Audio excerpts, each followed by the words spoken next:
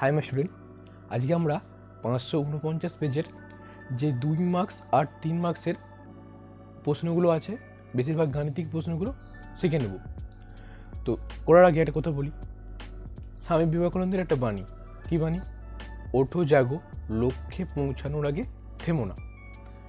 ঠিক আছে, আমি এটা বললাম কেন দেখবে, ধরো তোমাদের পরীক্ষা শেষে কিন্তু প্রত্যেক মানুষই জিজ্ঞেস করবে যে কত পেলে। কেউ জিজ্ঞেস করবে না কি কষ্টভাবে কি করে বা কষ্টভাবে করলে নাম্বারটা পেলে, কেউ জিজ্ঞেস করবে না।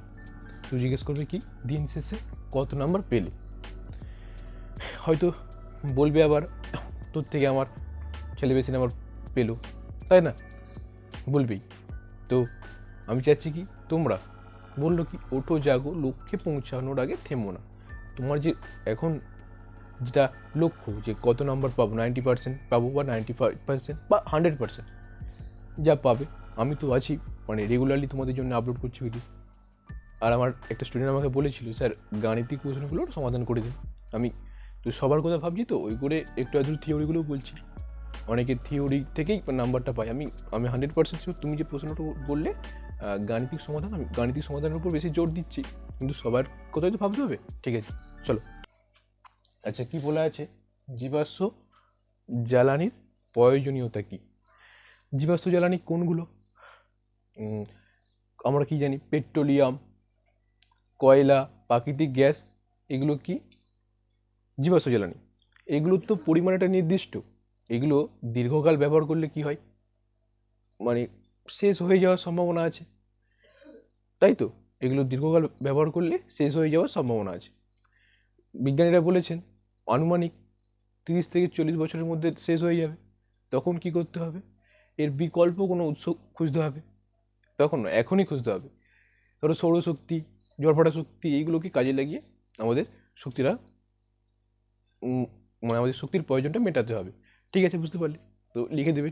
এবার এটা তো থিওরি গেল, এবার আমরা কি করব, কি যে অঙ্কগুলো করব। ঠিক আছে, একটি বেলুনে 590 মিলিমিটার পারদের চাপে 0.8 লিটার বাতাস ভরা আছে। যদি উষ্ণতা সমান রেখে চাপ কমিয়ে 76 পারদের চাপে আনা হয়, তবে ওই বাতাসের আয়তন কত হবে? গ্যাসের ধর্ম, ওই চ্যাপ্টারটা থেকে, বিহেভিয়ার অফ গ্যাস, গ্যাসের আচরণ, আমাদের সময় গ্যাসের ধর্ম ছিল, ওই চ্যাপ্টার থেকে তোমরা একটাই ফর্মুলা মনে রাখবে গ্যাস সম্পর্কিত। কি আমি তো শিখিয়েছিলাম, আমি এইটা করার আগে বলে নিই। আমি 2000 থেকে 2023 পর্যন্ত যা যা প্রশ্ন হয় আমি অলরেডি আপলোড করে রেখেছি গ্যাসের আচরণ চ্যাপ্টার থেকে, তোমরা পারলে দেখতে পারো। ঠিক আছে, বা এখানেই শিখে নাও। P1 V1 by T1, P2 V2 by T2। Sir অনেকেই বলবে যে এটা তো চার্লস বয়েলের সমন্বয়, তাই তো, কম্বাইন্ড ল, সমন্বয় সূত্র, এটা ব্যবহার করব। আমি বলবো এটাই শুধুমাত্র জানবো, আর অন্য কিছু জানার দরকার নেই। এখানে লেখা আছে কি যদি উষ্ণতা সমান রেখে, উষ্ণতা সমান মানে এখানেও যা উষ্ণতা এখানেও উষ্ণতা, তা এখানেও যদি 27°C মানে এখানে যদি 300 কেলভিন হয়, এখানেও 300 কেলভিন, তাহলে টিকে তুলে দিবে, সমান বললে বা স্থির বা অপরিবর্তিত রাখা মানে তুলে দেবো। তাহলে কি হবে? P1 V1 সমান P2 V2। আচ্ছা, এবার P1 সমান কত দেওয়া আছে? P1 সমান দেওয়া আছে কত? 950 মিলিমিটার। আচ্ছা, আর V1 প্রথমে আয়তন কত? 0.8 লিটার। আচ্ছা, চাপ কমিয়ে কত করা হয়েছে? P2টা দিয়ে আছে 76 সেমি।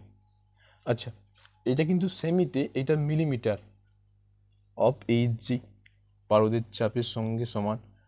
সেমি থেকে মিলিমিটারে গেলে কি করতে হয়? সেমি মানে সেন্টিমিটার থেকে মিলিমিটারে গেলে 10 দিয়ে গুণ করতে হয়, তাই তো?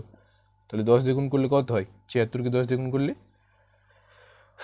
760 মিলিমিটার অফ এইচজি। তাহলে আমায় বার করতে হবে কি V2টা, আয়তন কত হবে? তাহলে V2 মানে একটু ঘুরি লিখতে পারি, P2 V2 সমান P1 V1, তাহলে V2 সমান P1 V1 বাই P2। আচ্ছা, এখানে করি। P1 মানে কত? P1 মানে কত বলা আছে? 950 millimetre of Hg, R V1 মানে 0.8 লিটার ডিভাইড বাই P2 মানে 760 মিলিমিটার অফ এইচজি। এটা উড়ে যাচ্ছে, দশমিক তুললে দশমিকের পর একটা ঘর মানে 10 নামবে, একের পিঠে একটা শূন্য, তাহলে 5 দিয়ে কাটলে 5 দুয়ে 5 দিয়ে কেটে দেখবে এটা, আগে শূন্য শূন্য কেটে নাও, এবার 5 দিয়ে কাটলে 95কে 5 দিয়ে কাটলে 5 একে 5 4 5 9 45, তাহলে কত হচ্ছে 9। আবার এটা যদি আমি কাটি 2 4-এ, তাহলে 76কে 4 দিয়ে কেটে দেখো, 4 একে 4 4 3 6 9 36, তাহলে আমি 4 দিয়ে কাটলে 76কে 19 19 19 উড়ে গেল, আলটিমেট কিছু নেই, মানে 19 একে 1 আছে, আর এখানে লিটার ছিল, উত্তর কত হচ্ছে 1 লিটার। বুঝতে পারলি? তাহলে আমার শেষে আয়তন কত হচ্ছে 1। যেহেতু চাপ কমাচ্ছে তাহলে কী হবে, দেখো চাপটা তো কমাচ্ছে, তাহলে আয়তন তো বাড়বেই, তাহলে 1 লিটারই হবে। ঠিক আছে, চলো নেক্সট প্রশ্নটা এবার করে নিই। প্রশ্নটা কী আছে না, এটা কি দিয়ে আছে, 27°C উষ্ণতায় 380 মিলিমিটার ইজি চাপে 22 গ্রাম CO2 গ্যাসের আয়তন নির্ণয় করো।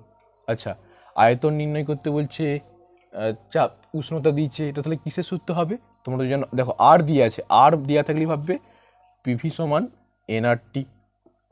আচ্ছা, আমি বলি আগে, এখানে কী বার করতে বলছে, আয়তন বার করতে বলছে, এই পিটা পাশে কী ছিল, গুণ পাশে গেলে ভাগ N R T by P.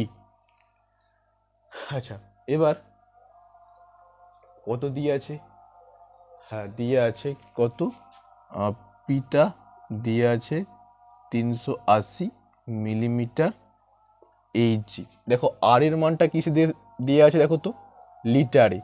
আচ্ছা, এইটাকে আমাকে লিটারে কনভার্ট করতে হবে। আমরা কি জানি, আমরা জানি এক মানে লিটারে কি, এখানে এটিএমে দিয়ে আছে, এখানে মিলিমিটার অফ এইচজিতে দিয়ে আছে, তাহলে এখানে এখানে কিসে দিয়ে আছে, মিলিমিটার অফ এইচজিতে, আর এখানে এটিএম, তাহলে আমাকে মিলিমিটার অফ এইচজি থেকে এটিএমে কনভার্ট করতে হবে।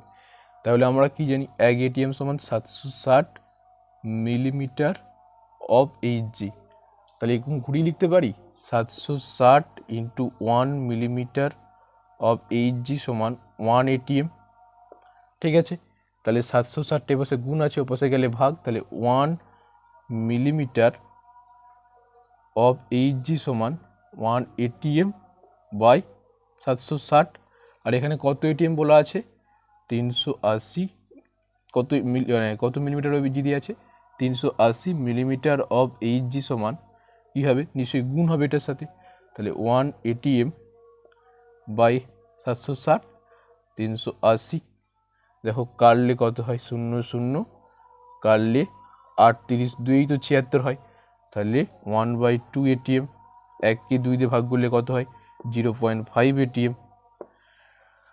ঠিক আছে, তাহলে আমি প্রেসারটা পেয়ে গেলাম। এবার কি, আমার এন দরকার, এন বার করতে গেলে কিছুই তো নেই, আমাকে ফার্স্ট CO2 এর আণবিক ভর বার করতে হবে। CO2 কটা সি আছে, একটা সি, এখানে কত দিয়ে আছে সি এর জন্য 12, তাহলে 12 ইন্টু 1।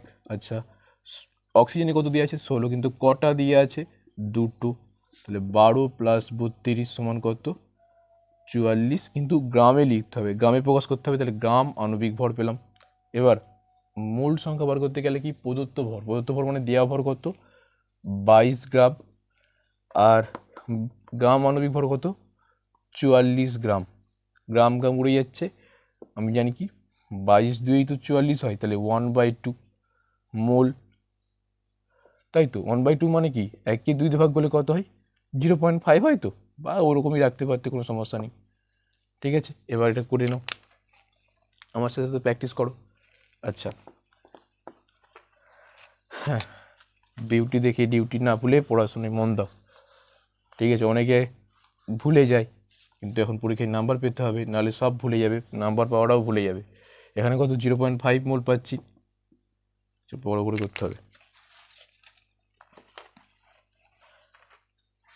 তাহলে ভি সমান এনের জায়গায় কত বসাবো 0.5 মোল। আচ্ছা, আর এর মান কত দিয়ে আছে 0.082 litre ATM kelvin inverse, mole inverse, এককগুলো বসাবে, অনেকে আবার একক বসাতে যায়নি। এবার বলো টি মানে সেলসিয়াসে আছে, কেলভিনে গেলে কি করতে হবে, ওর সাথে 273 যোগ করতে হবে। 273 যোগ করলে কত হয়, আমি দেখতে পাচ্ছি তো 300 কেলভিন হচ্ছে। 300 কেলভিন যোগ করবে এরকম করে, 273 আর 27 যোগ করবে কত হয় দেখবে, দেখবে 300ই পাবে। আচ্ছা এখানে তাহলে বসালাম 300 কেলভিন ডিভাইড বাই এন আর হয়ে গেছে, টি হয়ে গেছে, পি, পি এর মান কত পাচ্ছি আমি 0.5 এটিএম। বা সুন্দর, এটিএম, এটিএম উঠে গেছে, 0.5 0.5 উঠে গেছে। মোল আর মোল ইনভার্স, ইনভার্স মানে নিচে আছে, ইনভার্স মানে সবসময় কি নিচে থাকা, তাহলে উঠে গেল। আবার বললাম কি কে, কেলভিন ইনভার্স উঠে যাচ্ছে, কারণ এটা মানে তো 1/k, এটা মানে তো 1/k, তাহলে কে আর কে কেটে যাচ্ছে, বুঝতে পারলি ব্যাপারটা। এটা মানে তো 1 মোল, একই জিনিস। সবার আমার তো একটু স্যাটিসফ্যাকশান হয়নি যে যতক্ষণ না তোমরা বুঝতে পারো, ঠিক আছে। তাহলে মোল মোল কেটে যাচ্ছে, তাহলে আলটিমেট কত হচ্ছে 0.082 লিটার ইন্টু কত আছে 300, আর কিছু আছে না। এবার যদি দশমিক তুলি, দশমিক তুললে দেখো তো 1 2 3, তিনটে একের ভিতরে তিনটে পড়লো শূন্য, কারণ তিনটে ঘর ছিল, 1 2 1 2 উঠে গেল। আচ্ছা 82 ইন্টু 3/10, কখনোই 10-এর কাটাকুটি করবে না, সুবিধা আছে, কি সুবিধা না, আমি পয়েন্টে ফেলে দেবো। এবার বলো 82-কে 3 দিয়ে গুণ করলে 2 6, 3 8 24/10, তাহলে এই দিক থেকে একটা ঘর আগে দশমিক পড়া মানে কি 24/6 লিটার, বুঝতে পারলি। তাহলে আমার আয়তন কত হচ্ছে 24/6 লিটার। ঠিক আছে, একটু লেন্দি হোক, ভালো করে শিখে নাও। এবার আমরা নেক্সট পার্টটা করে নিই। আচ্ছা কী বলছে দেখো, আলোর প্রতিসরণ কাকে বলে, এইটা কোনো প্রশ্ন, তাহলে বলবে এটা কি, যে বলে দিই সবার জন্য, আমি বললাম এই একটা বিভেদ তল, ধরো একটা বায়ু মাধ্যম, এটা কাঁচ মাধ্যম বা যেই মাধ্যমই হোক, জল মাধ্যম, ধরো এটা জল আর এটা বায়ু, তাই তো। ধরো আলোক রশ্মি পড়ছে, ধরো আলোক রশ্মি পড়ছে, ধরো একটা আলোক রশ্মি পড়লো, ঠিক আছে, আনতভাবে পড়ছে, কিন্তু লম্বালম্বি পড়েনি, মানে লম্বা আপতন নয়, আনতভাবে পড়ছে, মানে হেলে পড়ছে, হেলিয়ে পড়ছে। যদি এই মাধ্যমটা না থাকতো, শুধু বায়ুই থাকতো, তাহলে কী হতো, সোজা বেরিয়ে যেত। যখন এই মাধ্যমটা চলে এলো, তখন আবার তাহলে এই জায়গায় একটা লম্ব টানতে হয়, টেনে নাও। এবার কি তোমরা তো জানো যে লঘু থেকে ঘনতে হলে কি হয়, ঘনর কাছের দিক মানে অবিলম্বের কাছে সরে আছে, তাই তো আমি শিখেছি, আগের ভিডিওতে বলছিলাম। তাহলে থাকার জন্য একটা অভিলম্ব মানে অভিমুখের পরিবর্তন ঘটে যাচ্ছে, তাই তো। এই যে অভিমুখটা মানে দিকটা এদিকে যার কথা ছিল এদিকে হয়ে যাচ্ছে, তাহলে আমি বলবোটা কি, আচ্ছা কেন হচ্ছে জানো তো, যে আমি জানি ধরো যেখানে ঘন বেশি সেখানে ঘিঞ্জি বেশি, ধরো কোথাও ঘিঞ্জি বেশি, তুমি কী করতে চাও, সেখান থেকে তাড়াতাড়ি চলে আসার চেষ্টা করো। এটা গেলে কি অনেকটা সময় লাগতো, এখান দিয়ে চলে এলে কী হতো, কম সময় লাগবে, তাহলে ঘিঞ্জি বেশি মানে কম সময়ের মধ্যে চলে আসবে, ঠিক আছে। তাহলে বলবে কি, আলোক রশ্মি যখন দুটি মাধ্যমের বিভেদ তলের আপতিত হয়, ঠিক আছে, তখন তখন বিভেদ তলে আলোক রশ্মির দিকের পরিবর্তন ঘটে, মানে প্রতিসরণের পর আলোক রশ্মির দিকের বা অভিমুখের পরিবর্তন ঘটে। এই ঘটনাই হচ্ছে কি আলোর প্রতিসরণ, লিখতে পারবে অত ঝামেলা না করি। এবার যে প্রশ্নগুলো কনসেপ্ট চলে সেটা বলে দিই। বলছে স্নেলের সূত্রটা কি, কিছুই না, ধরো আমি যদি এটা বলি লঘু, এটা ঘন, তাহলে আমি বললাম যে একটা তীর্যকভাবে এটা আর্চে করে কিছু ফেলাও, লাইট ফেললে, তাহলে লম্ব টানলাম, তাহলে আমি কি জানি এ পাশে ঘেঁষে আসবে, ঘেঁষে এসছে, তাহলে এটা হচ্ছে আই কোণ মানে আপতন কোণ। এটা যদি আর হয় তাহলে আপতন কোণের সাইন বাই প্রতিসরণ কোণের sine, sine I by sine আরটা মিউ হয়। আচ্ছা দেখো এই দুটো অ্যাঙ্গেল কিছু না কিছু আছে, ধরো এটা যদি বাড়লে এটা এমন হয়ে অনুপাতটা একই হবে, তোমরা জানো এটা সাইনের সূত্র বলছে উনি। আচ্ছা যদি এরকম কেস ঘটে যায়, ধরো লম্বালম্বি পড়ে, ধরো একটা রশ্মি লম্বভাবে ফেললাম, তাহলে লম্বভাবে ফেলারও মানে আর আমার ওখানে লম্বটাই টানতে হবে, এই বিন্দুতে লম্ব টানা মানে কি এর উপর দিয়ে যাচ্ছে, তাহলে কোনো অ্যাঙ্গেলই নেই, তাহলে আয়ও নেই আরও নেই, তাহলে আয় আর না থাকলে সেনের সূত্র প্রযোজ্য নয়। তাহলে বলবোটা কি, দেখো আয়ও নেই, এরকম কেসটা ধরো তুমি যদি তীর্যকভাবে ফেলতে, একটা আই আছে, আই কোনো আছে, লম্ব টানতাম, ধরো একটা পেন, ধরো এই তো, ধরো এই হচ্ছে কেস, তাহলে এরকম ফেলছি বলে লম্বটা এরকম হচ্ছে, তাহলে এখানে আই আছে আর আছে, যদি এরকম করে দিতাম তাহলে লম্বটা তো এর উপরেই হতো, তাহলে এর উপরে যদি হয় কোনো আয়ও নেই আরও নেই, তাহলে এখানে সেনের সূত্র প্রযোজ্য হবে? হবে না। তাহলে এই উত্তরটা লিখতে হবে কি, লম্ব আপতনের ক্ষেত্রে, লম্ব আপাতনের ক্ষেত্রে, লম্ব আপতনের ক্ষেত্রে, আপাতনের ক্ষেত্রে, ক্ষেত্রে নর্মাল ইনসিডেন্টের কেস। ঠিক আছে, বুঝতে পারি। তোমরা এটা জানো বিচ্ছুরণ কি, বেকার সময় নষ্ট করছি তোমাদের জন্য, মানে এটা তোমরা পারবে আমি জানি। ধরো প্রিজম, প্রিজম কিরকম দেখতে, এই তো প্রিজম হয় নাকি,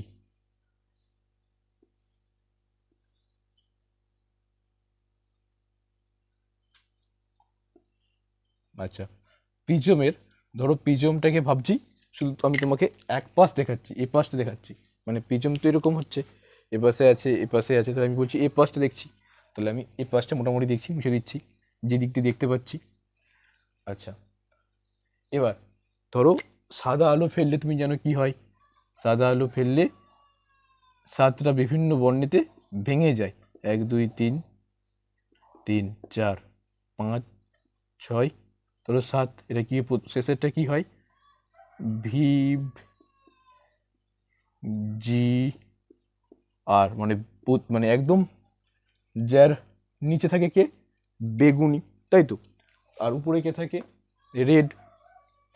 আচ্ছা এবার প্রশ্ন হচ্ছে এটা বলবো কি করে, যে বলবো কি বহু মানে সাদা আলো অথবা বহুবর্ণী আলো প্রিজমের মধ্য দিয়ে, প্রিজমের কোনো প্রতিসারক তলে, প্রতিসারক তল মানে যে কোনো একটা তল, এই প্রতিসারক তল মানে ধরো ওই পাশটা প্রতিসারক তলে, প্রতিসারক মাধ্যমের মধ্য দিয়ে প্রতিসরণের সময় যে বিভিন্ন মানে 7টি বর্ণের আলোতে ভেঙে যাচ্ছে, বিশ্লিষ্ট হয়ে যাচ্ছে, এই ঘটনাই হচ্ছে কি বিচ্ছুরণ। তোমরা লিখতে পারবে, ডিটেলসে ভাষাতে বলছি না, সময় লেন্দি বেশি হয়ে যাবে। আচ্ছা কি কি বিষয় অপরিবর্তিত থাকলে কোনো পরিবাহীতে ওহমের সূত্র প্রযোজ্য হবে না? আমরা কি জানি, উষ্ণতা ও অন্যান্য ভৌত অবস্থা অপরিবর্তিত থাকলে, তাই তো, ভি প্রপোর্শনাল টু আই হয়, বিভব প্রভেদের সাথে তড়িৎ প্রবাহমাত্রা সমানুপাতিক, তাই তো। তাহলে আমরা কি কি অপরিবর্তিত রাখলাম, উষ্ণতা এবং অন্যান্য ভৌত অবস্থা মানে কি, তার ডেনসিটি, তাই তো, এইগুলো তো ঘনত্ব, ফুটনাঙ্ক, এগুলো তো ভৌত অবস্থা। তাহলে লিখতে পারবে কি, উষ্ণতা অন্যান্য ভৌত অবস্থায় লিখে দিবে ব্র্যাকেটে, ব্র্যাকেটে লিখে দিলে ঘনত্ব, গড়াঙ্ক, ফুটনাঙ্ক। ঠিক আছে, তাহলে এখানে লিখে দিচ্ছে এটা উত্তরটা কি, 1 নম্বর উষ্ণতা, আর 2 নম্বর ডাইরেক্ট জিজ্ঞেস করেনি যে ওহমের সূত্র তোমরা লিখো, মানে একটু ঘুরি জিজ্ঞেস করছি, ভালো তো প্রশ্ন। তাহলে এটা কি বললাম, অন্যান্য ভৌত অবস্থা, ভৌত অবস্থা মানে কি কি বুঝি আমরা, ফিজিক্যাল স্টেট মানে কি বুঝি, ঘনত্ব, গলনাঙ্ক, ফুটনাঙ্ক, বুঝতে পারলে? আচ্ছা এবার এটা মুছে দিচ্ছি, এবার এ পাশেটা বলে দিই কি বলছে, ভালো প্রশ্ন দিয়েছি। এবার এনএ আর এনএ প্লাসের মধ্যে কে বেশি সুস্থিত ও কেন?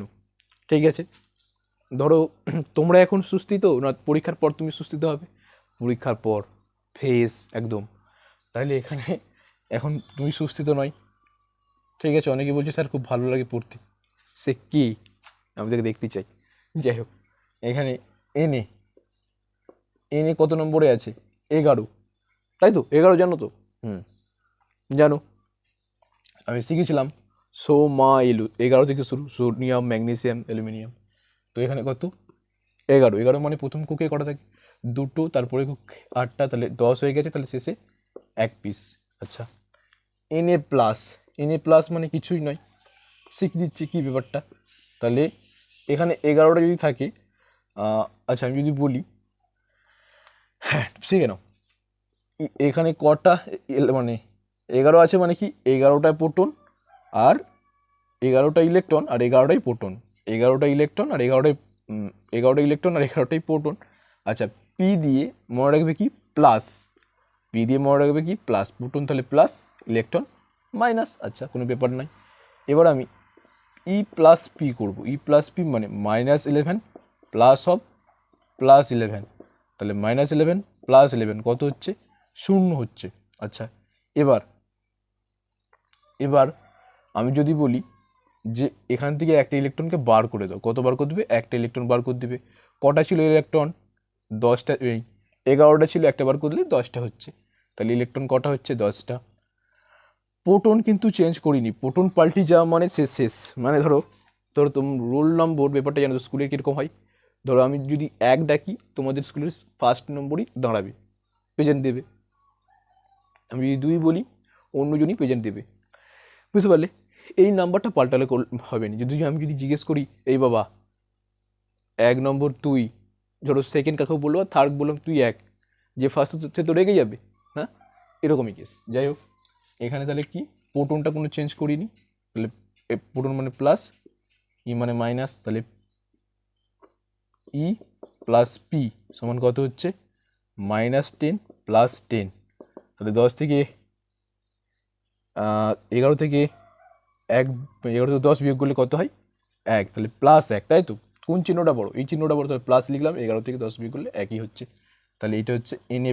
Na+ কখন হচ্ছে? যখন একটা ইলেকট্রন বেরিয়ে যাচ্ছে, মানে কি, তাহলে তখন 2 আর 8 হচ্ছে। আচ্ছা, 2 8 মানে 10 কার ইলেকট্রন বিন্যাস জানো? 10 নম্বর আছে নিয়ন। তাহলে নিয়নরা মানে কি, নিষ্ক্রিয় মৌল, ওরা কারোর সঙ্গে বন্ড ফর্মেশন করেনি। দেখবে পাড়ায় যে কম সংখ্যক কি বিয়ে না করে থাকে, ওরা বিয়ে করতে চায়নি, ঠিক আছে? সেরকম কেস, ওরা সুস্থিত, মানে ইনার্ট বলা হয়, বিরল বলা হয়। বিরল মানে কেন? ওরা কম সংখ্যায় আছে, তাই তো কম সংখ্যক লোকই না বিয়ে করে থাকে, এটা হচ্ছে বিরল মৌল।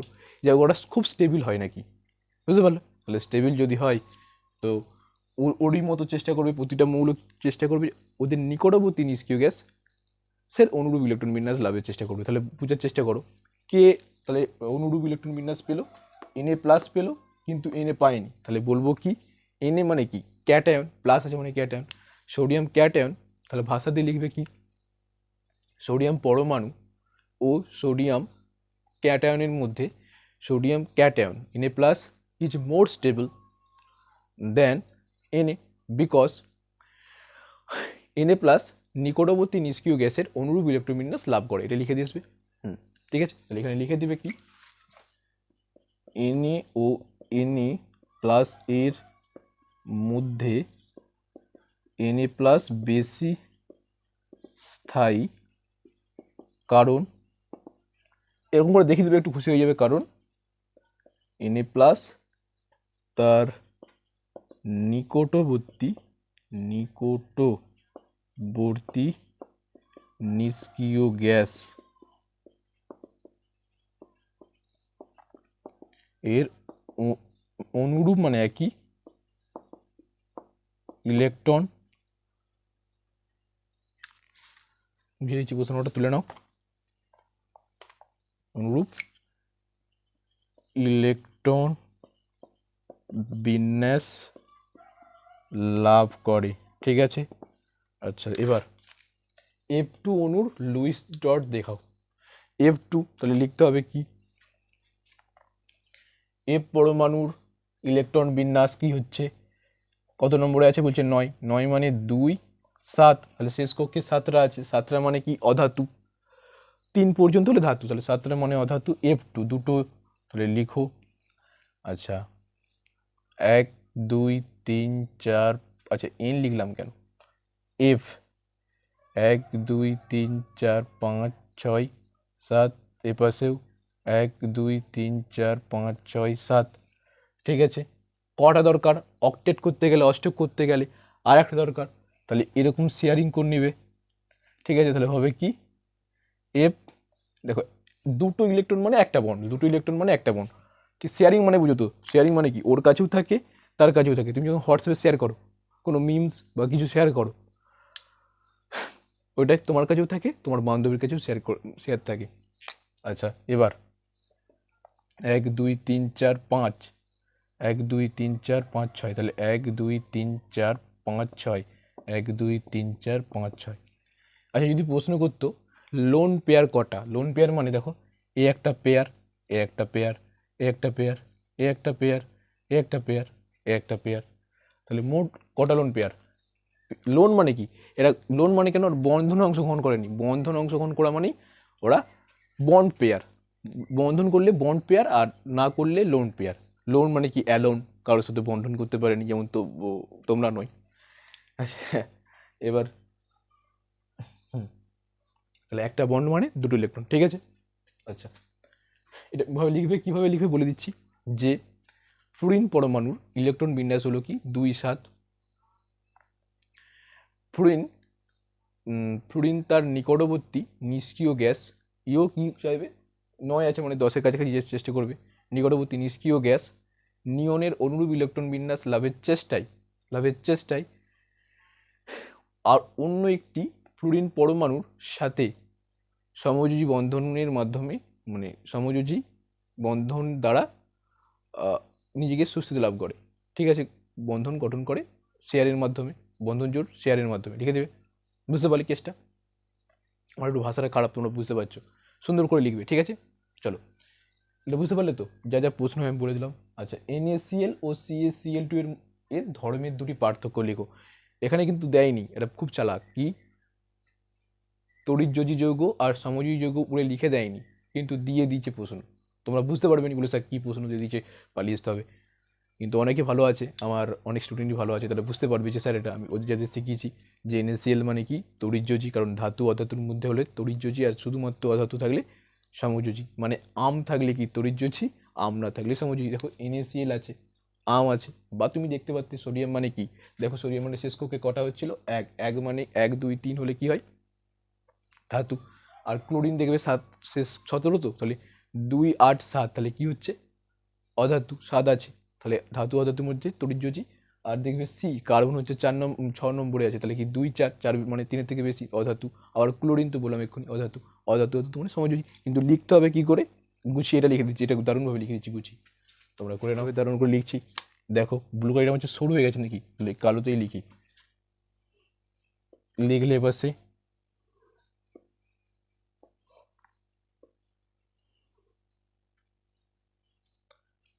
এভাবে লিখলে NaCl আর এটা CCl4, তাহলে ফার্স্ট 1 নম্বর কি হবে, যৌগের প্রকৃতি বলে লিখো। যৌগের প্রকৃতি মানে কি প্রকারের যৌগ, 1 নম্বর এটা, এটা হচ্ছে কি তড়িৎযোজী, ভালোভাবে এটা লিখবে কিন্তু, সুন্দর করে লিখে দিচ্ছি, এটা কি সমযোজী, একটা গেল, আমি 3টে লিখে দিচ্ছি।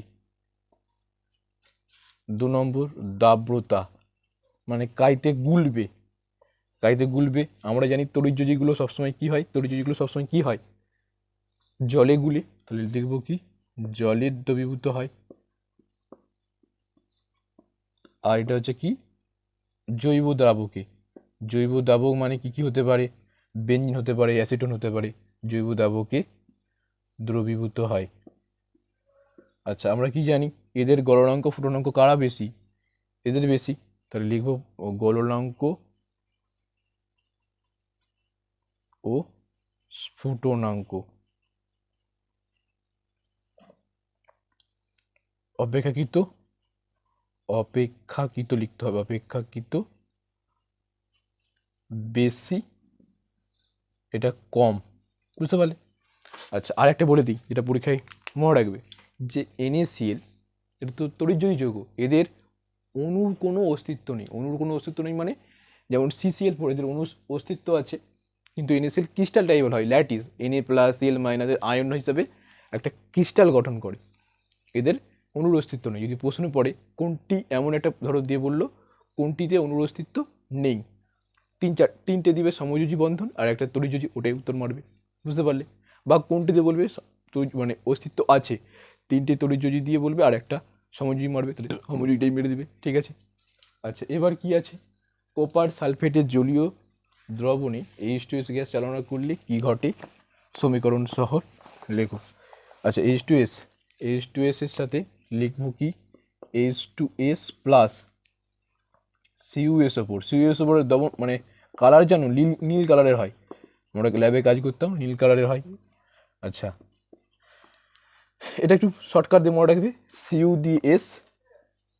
CuS আর H2SO4, কিন্তু অ্যাকচুয়ালি যদি দেখো এটা হচ্ছে কপার সালফেট, ইউপিক সালফেট, অ্যাকচুয়ালি এটা কপার 2 ব্যবহার করা হয়েছে, মানে এর যোজদার 2 আর সালফেটেরও 2, তাহলে 2 একে 2, 2 একে 2, সালফেট তো 2 হয়, তাহলে কোনাকুনি করবে, তাহলে CuSE তো হচ্ছে।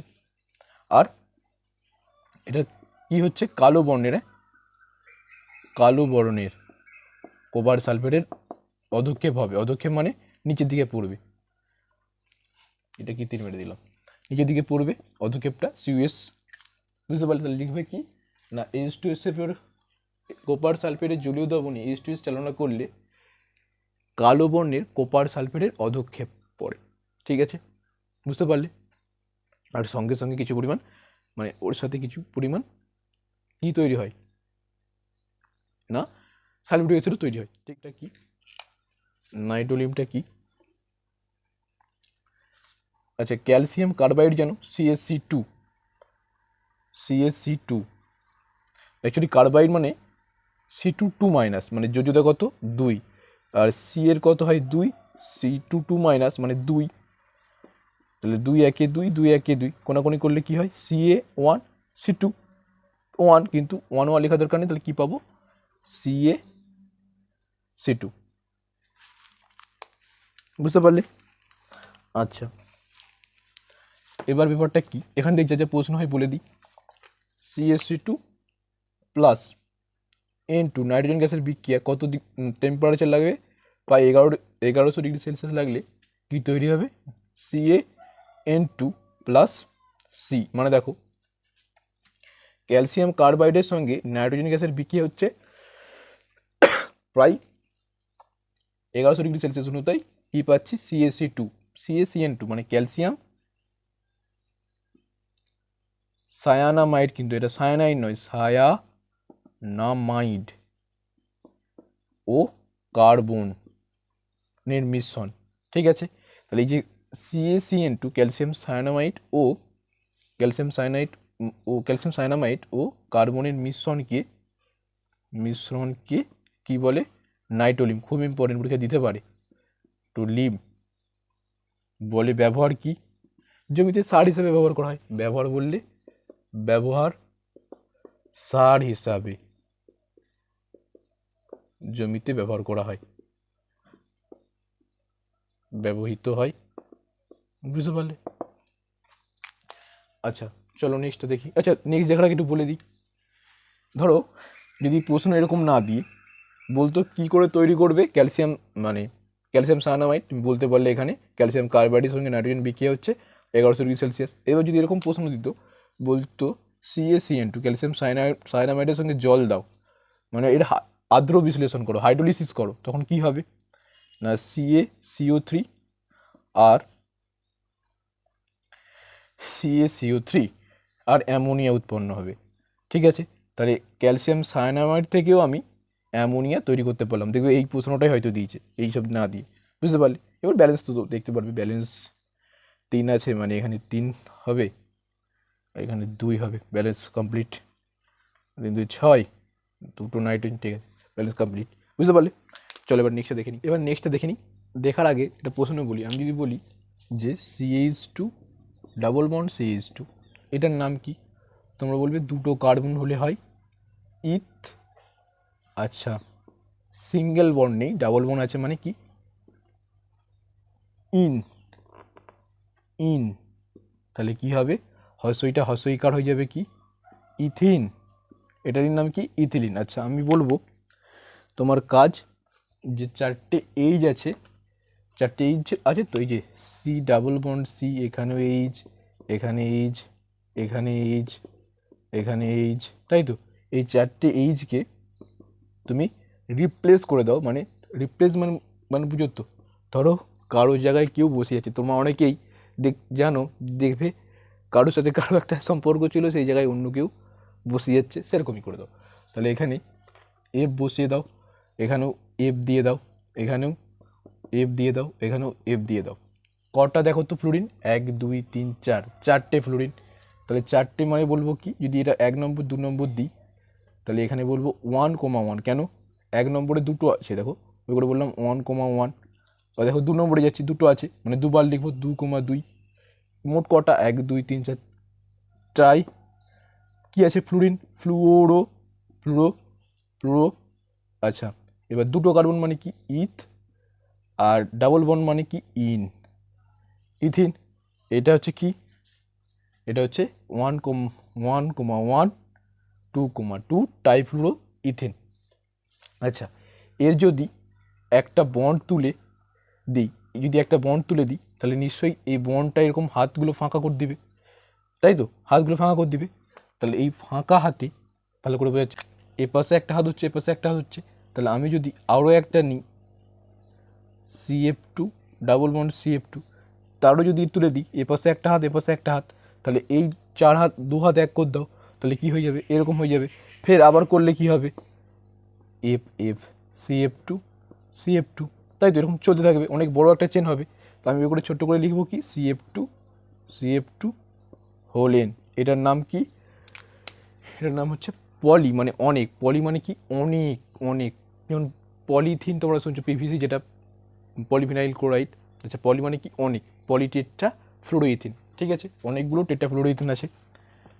আচ্ছা, এর মনোমার হচ্ছে কি, তাহলে ওই যেটা আঁকলাম একটু আগে CF2, তাহলে কি নাম লিখছিলাম 1,1 2,2 ট্রাই ফ্লুরো ইথেন, একই সঙ্গে লিখবে, আমি লিখে দিচ্ছি ইথিন, অথবা আমরা কি জানি ইথিলিনকে কি মানে ইথিনকে কি বলি, ইথিলিন, ঠিক আছে। আচ্ছা, ব্যবহার কি, দেখো রাসায়নিকভাবে নিষ্ক্রিয় হওয়ায়, ইনার্ট হওয়ায়, মানে রাসায়নিকভাবে বিক্রিয়া না করায় একে কি করা হয় না, 1 নম্বর রাসায়নিক বিক্রিয়ায়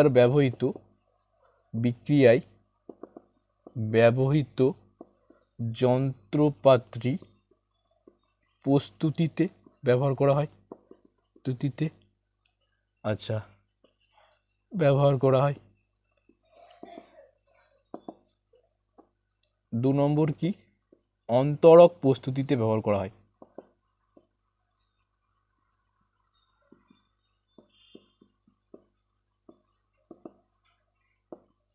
ঠিক আছে। অন্তরক মানে কি, ইনসুলেটর, ধরো এই যে ওয়্যারটা, এই যে বোর্ডের পার্টগুলো তৈরি করতে, মানে যে ইগুলো কালো কালো যেগুলো তৈরি করা আছে, বা তারের যেগুলো, ওগুলো অন্তরক তৈরি করতে ব্যবহার করা হয়। এবার এই প্রশ্ন আসো কি, ইথিলিন একটি অসম্পৃক্ত যৌগ। এখান থেকে আমি দুটো টাইপের বলে দিচ্ছি, যদি প্রশ্ন পড়ে এরকম টাইপের পড়তে পারে। ধরো বললো CH3 আর ইথিলিন মানে CH2 ডবল বন্ড CH2, একে পার্থক্য করো, তাও পারবে। বা অ্যাসিটিলিন দিয়ে দিল, পার্থক্য করো। তুমি ফার্স্ট কিছুই করবে না, দুটোর মধ্যেই বমিন জল দেবে, বমিন জল, লাল বর্ণের বমিন জল দেবে, লাল বর্ণের, এভাবে লিখবে, কীভাবে লিখবে, পরীক্ষা, লাল বর্ণের Br2CCl4, মানে কার্বন টেট্রাক্লোরাইডের দ্রবীভূত লাল বর্ণের ব্রোমিন দ্রবণের উপর দিয়ে ব্রোমিন দ্রবণে পাঠানো হলো। এটাও লিখবে কি একই রকম, সেম লিখে দেবে পরীক্ষাতে, এইটাই লিখবে সেম। আচ্ছা, পর্যবেক্ষণ কি, পুরো এটা সেম লিখে দেবে, দ্রবণের কোনো পরিবর্তন হলো না, বর্ণের কোনো পরিবর্তন হলো না, বর্ণের কার, ওই যে দ্রবণটাই ধরো এটা টেস্ট টিউব নিলাম, এর মধ্যে কি তৈরি করছিলাম, লাল বর্ণের Br2CCl4 তৈরি করলাম, এর মধ্যে দিচ্ছি কি, এই যে এটার নাম কি, ইথেন দিচ্ছি, কারণ দুটো কার্বন আর সিঙ্গেল বন্ড মানে ইথেন দিচ্ছি, দেখলাম কালারটা কোনো পরিবর্তন হলো না।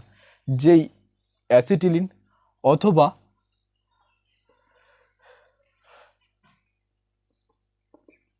ইথিলিন দিচ্ছি, কি হচ্ছে, লাল বর্ণটা হয়ে যাচ্ছে বর্ণহীন।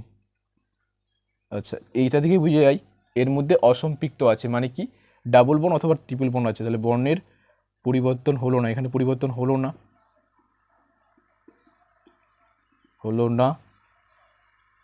বর্ণের পরিবর্তন হলো, কি হলো না, বর্ণহীন হলো। সিদ্ধান্ততে কি লিখতে হবে এবার, সিদ্ধান্ত এটি ইথেন এটি ইথিলিন। বুঝতে পারলে?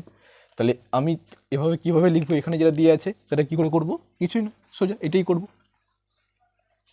এই রিয়াকশানটা দিলে ভালো হয় যে কি, এটা মানে তো এরকম যে সি ডাবল বন্ড সি, এখানে একটা এইচ, এখানে একটা এইচ, এখানে একটা এইচ, এখানে একটা এইচ, কী দিচ্ছি, Br2 CCl4, লাল বর্ণ। আমি এক অর্গানিকের লোক, আমার অর্গানিক খুব সুন্দর পেপার লাগে, বুঝতে পারছো? তোমার যেমন কারোর সাথে চ্যাটিং করতে ভালো লাগে, আমার তেমন অর্গানিক খুব ভালো লাগে। আচ্ছা নাও, এখানে কতটা আছে, বিআর দুটো আছে, ভাববে বিআর জাস্ট ভাববে, ঠিক আছে? এখানে মার্কনিক অফ অ্যাডিশনালে আছে, তোমাদের সব ভাবা দরকার নেই, এমনি জাস্ট তোমরা এটা ভেবে নিবে। তাহলে কী করে দেবে, প্লাস ডেল মাইনাস হয়, শুধুমাত্র এখানে যোগ করে দেবে, কোনো অসুবিধা আছে? তাহলে ডাবল, এখানে তো কী ছিল বললাম, এই হাতটা মানে এই বনটা খোলা মানে এই পাশে হাত বাড়ি দিবে, হাত বাড়ি দিবে, আর ইও কি চাইবে যে আমারও হাতটা বাড়ি দিই ওকে, তাহলে 4 হাত 1 হয়ে গেল, মানে হ্যাঁ।